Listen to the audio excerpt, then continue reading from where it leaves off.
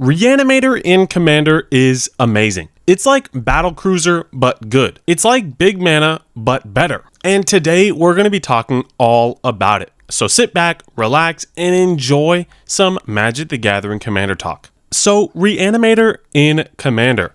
How does it work? How do we even build decks like this? And is it as viable as it is in 60 card? I would say that it is viable, except you need to play it a little bit differently. In 60 card, you're usually reanimating either 1 to 2 different creatures because you usually have 4 copies of them. So it's a lot more consistent, and typically that card is good enough to win you the game alone. But in Commander, you have 3 times the amount of opponents, and they each have double the amount of normal life totals. So you're gonna need a lot more threats. You're gonna need to have some sort of win condition, whether that's combat or a combo, and you're gonna need to have a lot of reanimation spells. So if I were to really break it down, there are 3 key cards and card types you need in a reanimator strategy in Commander. You need looters, or some sort of discard outlet, you need reanimation spells, and you need threats. In my opinion, I would have an equal amount of distribution between these. If anything, have more looters than any other strategy. With looters, you're getting extremely good card selection, and you make sure that the threats that you want to reanimate are in the graveyard as often as possible. This is pretty easy to find in pretty much any color. Looters could be creatures that are able to tap and draw you a card and discard a card. Looters could be red spells that allow you to discard before you draw. Even normal draw spells could be considered a looter because it gets you to your maximum hand size, and you have to discard down to 7. Any sort of way of getting these big creatures into the graveyard is going to be great. I just prefer looting. And we'll go over what commanders I like to use in my reanimation strategies in just a little bit. Next, you need threats. The reason I alluded to Battle Cruiser earlier in this video is because really you are going to be playing 6, 7, and 8 mana threats.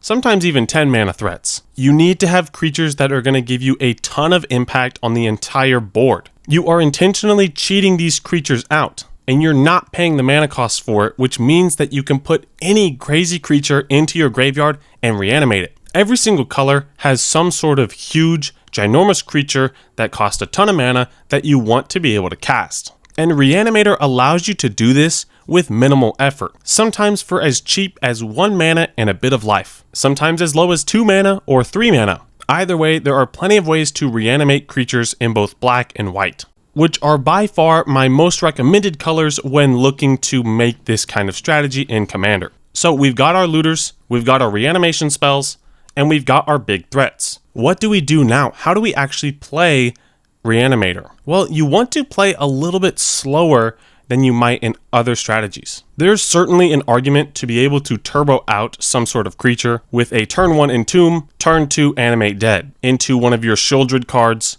or a Jin-Gitaxias. This is certainly great, and it is going to make you an incredible threat at the very beginning of the game. When it's the first couple of turns, the most you're really going to do with something like this is force one player to take a turn off to remove the creature, and now you are completely wiped out of the game, unless that card gave you some immediate value or stuck around for 1 to 2 turns. So a lot of it is about realizing when your window is, when there's not a ton of interaction at the table, or you just want to wait for one person to pop off as quickly as possible so that the removal can be spent on that, and you can reanimate your Atraxa, or your Razaketh, or your Villis, or whatever creature you want to reanimate. Reanimator loves to pop off second, mostly because single target creature removal is extremely prevalent in this format. So yes, it would be super fun to be able to rip one of those out turn 1, or even turn 2.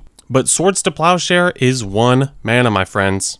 Understand your window, interact with the table responsibly, and use your looters as effectively as possible. Another thing you really want to look out for is graveyard hate. While it might seem really nice to loot every single big threat into the graveyard while you prepare to play Rise of the Dark Realms, you don't want to shove every single creature down there because 1 Bojuka Bog and your game is over. You have maybe 6 threats left with still about 70 cards in the deck. You're never going to see those cards. So always make sure you're being responsible, and when you are going to put a threat into the graveyard, make sure you have enough mana to either animate it completely and immediately, or that you can at least reanimate on your next turn. And besides that, there's not too much else that goes into the strategy. You want to be able to focus on some sort of win con.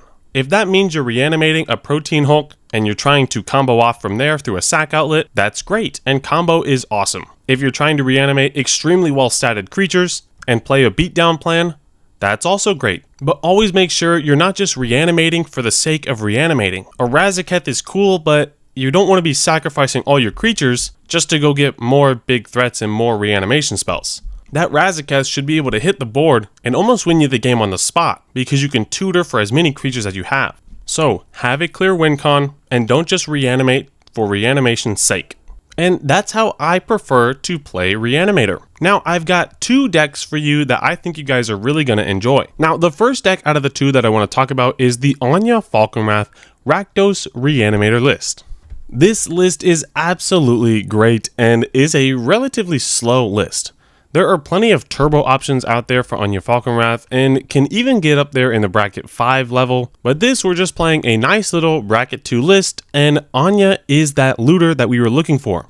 We get to tap and discard a card so that we can draw a card. So we will simply start with our opening hand, get to 3 mana, discard one of our big spells like Archon of Cruelty or Combustible Gearhulk, and then play one of our reanimation spells. Now, we do have that last little bit of text that says whenever you discard a card, if it has Madness, you get to untap Anje, and we do have a couple of Madness cards in here, just not as many as you might normally think. A bit of our removal ends up being Madness cards, and the way we ended up winning the game is also a Madness card. This deck certainly can try and win through combat damage, but in most cases, you're going to try to dig as deep as possible and win through a World Gorger Dragon loop. How the combo works is World Gorger is in the graveyard, you cast Animate Dead, targeting the World Gorger Dragon, which will bring it back. Then the World Gorger will exile everything, including the Animate Dead, which means that you will sacrifice World Gorger Dragon. But when World Gorger Dragon leaves the battlefield, you return all of these enchantments back. So what you can do is infinitely blink all of your permanents, which means you can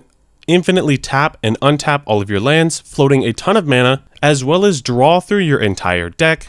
And then with this infinite mana, you can play an Avacyn's Judgment, paying the Madness cost, and be able to kill your entire table. Now, if for whatever reason that gets completely shut out, we still have a Grey Merchant of Asphodel in this mostly black deck, and you can just find ways of playing Gary and looping Gary to win the game that way. Either way, you're here to reanimate a bunch of your value pieces that can help you remove threats, or help you draw a bunch of cards to get to your combo.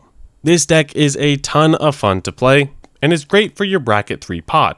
A lot of casual players get salty over infinite combos, but I think in this case it's actually totally fine. It is supposed to be a late game combo that's able to be performed after you have plenty of cards in the graveyard and have dug through most of your deck. So I don't see a huge problem with it. The next deck I have is Raffine Scheming Seer. I've really come to love Esper in the last couple months, and Raffine is one of those combat heavy reanimation decks that still has plenty of control elements to it. With Raffine, all you are trying to do is get some super low to the ground attackers in the early couple of turns, play Raffine on turn 3, and be able to connive 3, sometimes even 4, as early as turn 3. Then the amount of card selection that you get due to Raffine and the rest of your looters means that you can easily dish a lot of these big spells into the graveyard and be able to reanimate them the very next turn, or even sometimes the turn that Raffine comes down. Now, due to the card selection that we get from Raffine, we actually have a lot less mana sources than normally I would recommend. But that's because besides Raffine, the most expensive spell you're really going to be casting is 5 mana. You're almost never going to be casting these extremely big spells because you have so many reanimation spells in the deck. Now, there are times where you will get to that super late game, and that is where Rise of the Dark Realms comes in, essentially winning you the game on the spot due to the amount of cards that are going to be in the graveyard at that point. So I totally feel comfortable with such a low curve, as well as great card selection. I feel comfortable enough to run the amount of mana sources which we do. Now, this is a combat-based win con. Although Raffine definitely could be a lot higher power and just play some 2-card combos, or any sort of reanimation combo, I like to just use these reanimation targets as big value pieces. You'll see we have cards like Avacyn, Sarah's Emissary, 2 Sheoldreds and 2 Jin-Gitaxises, 2 Sheoldreds and 2 Jin-Gitaxis, and just a couple of other value engines that allow us to draw cards or tutor up some cards. Because of this, they're really just here to provide extra value, so the amount of looters that we have can still do combat damage and get bigger and bigger the more we connive. Although this is a combat heavy deck, you still want to play it a bit slow, and you want to make sure you're not popping off too quickly so that you can still have plenty of targets to reanimate once you're able to do so. This deck is a lot of fun, but also it is quite expensive. However, you can make Raffine for extremely cheap. Just get rid of some of the expensive looters. We have very mana efficient cards like Fairy Mastermind, Sarah Ascendant, and Esper Sentinel in these, and you do not need these cards. Then when it comes to the payoffs, there are so many good big creatures in Esper. I just chose to go with some of the most powerful legends out there. So don't get too bogged up in the price tag. We're always trying to look for the outline of looters, reanimation spells, and things to reanimate. If you have that mixed in with a bit of mana and a bit of interaction, you're going to have a great time in your next EDH pot. And that is how I like to play Reanimator in Commander. It's not nearly as busted as it is in things like Modern or Standard, and even in those formats it's a bit of a niche strategy. But it is a ton of fun being able to cast these really big, scary creatures that are able to warp the entire game around themselves. So if you're interested in doing something like that, please feel free to check out the decks or try to make your own. The outline is super simple, and I know you guys get creative as heck. But besides that, that is it from me for this video. Thank you all so much for watching, and I'll see you guys all next time.